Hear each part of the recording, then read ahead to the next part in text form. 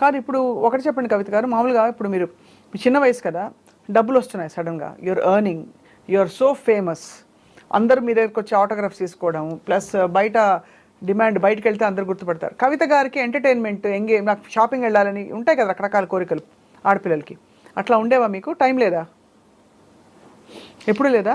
కొత్త బట్టలు కావాలి. ఎవ్రీడే 22 hours వర్క్ చేశాను, 12 years వర్క్ చేశాను. ఎప్పుడు 12 years పాట? 2 hours నిద్ర, 22 hours వర్క్. మరి ఆ ఫేస్ ప్యాక్లు అవన్నీ ఏమీ లేవు. మేము పల్లెటూరు వాళ్ళము, ఓన్లీ వెన్న, నలుగు పిండి అంతే, తలకి సీకాయ, మేమే ఆడించుకున్న కొబ్బరి నూనె, ఇది తప్ప మాకేమీ తెలీదు. దాంతో మీరు అలా గ్లామర్ వరల్డ్లో సస్టైన్ అయ్యారు.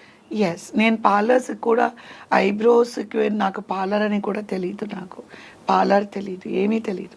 నాకు తెలిసిందంతా పొద్దున్నే 4 గంటలకు లేవాలి, బీచ్కి వెళ్ళి వాక్ చేయాలి, వెళ్ళేటప్పుడు వచ్చేటప్పుడు డ్రైవింగ్ నేర్చుకోవాలి, ఇంటికి వచ్చిన వెంటనే స్కిప్పింగ్ ఆడాలి, ఆడిన తర్వాత నిమ్మకాయ తేనె వేడి నీళ్ళు తాగాలి, వెన్నపూస, నలుగు పిండి, పసుపుతోని స్నానం చేసి మేకప్ దగ్గర కూర్చుంటే అమ్మ ఒక గ్లాసు మజ్జిగ ఇస్తారు, ఒక గ్లాస్ జ్యూస్ ఇస్తారు, టమాటో జ్యూస్. షూటింగ్కి వెళ్ళే ముందు సద్దన్నం. నాకు ఇడ్లీ, దోశ, పూరి తిన్న జ్ఞాపకాలు కూడా లేవు, జ్ఞాపకం లేదు నాకు. ఎందుకు? పచ్చం కోసమా? అమ్మ తెలీదు. అమ్మ ఏమంటారంటే, రాత్రి పాలల్లో అన్నం వేసి శనగలు, నానబెట్టిన శనగలు, ఉల్లిపాయ ముక్కలు, పెరుగు తోడు పెట్టేసి, చాలా చలవా, ఒంటికి మంచిది, ప్రోబయోటిక్. ఇప్పుడు నాకు షాకింగ్ ఏంటంటే, యూట్యూబ్స్లో అంతా చూస్తే దీని గురించి సో మచ్ ఆఫ్ అడ్వర్టైజ్మెంట్, ఇలా తినాలి, అలా తినాలి, ఇది తింటే ఇలా ఉంటుంది, ఇది ఇలా చేయాలి, అదే అంటే నాకు ఇదేంట్రా, ఇదేదో చిన్నప్పుడు బోల్డ్ తిందా అది మా మదరు అలా ఇచ్చేవారు అనమాట. ఆవిరి కూడా ఇచ్చేవారు. నా భోజనం అంతే, మార్నింగ్ టిఫిన్ సద్దన్నం. మీ వెనకాల ఉండేది అమ్మే? అమ్మగారు ఉండేవారు. అండ్ అప్పుడు మరి బట్టలు కొనుక్కోవాలి అంటే ఎక్కడ టైం? నేను ఎప్పుడు కూడా ఒక కర్చీఫ్ కూడా కొనుక్కోలేదండి.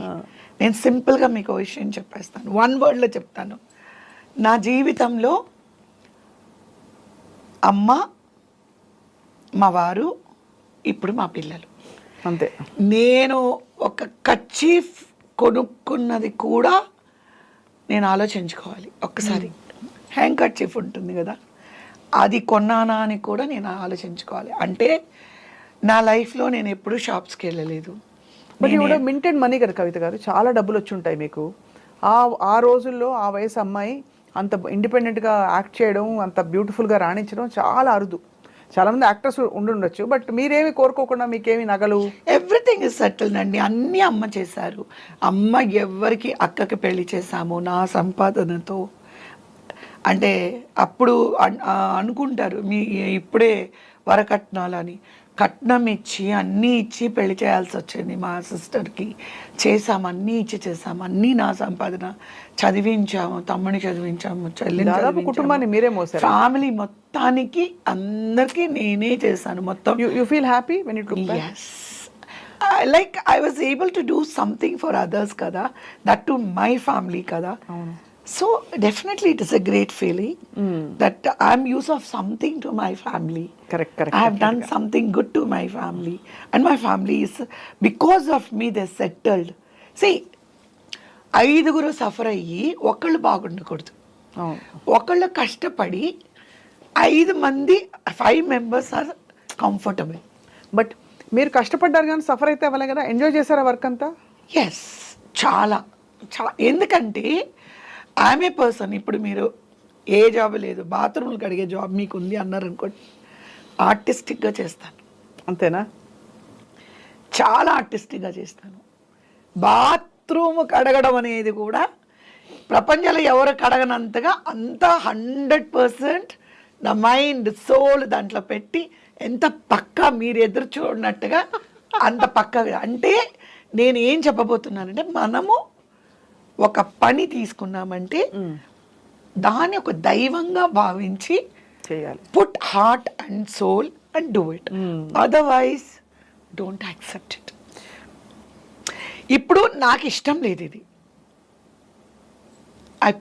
ఆల్రెడీ నేను కాలు పెట్టి నేను ఫెయిల్ అయ్యాను అనే మాట ఎవరి నోట్లో రాకూడదు. కరెక్ట్.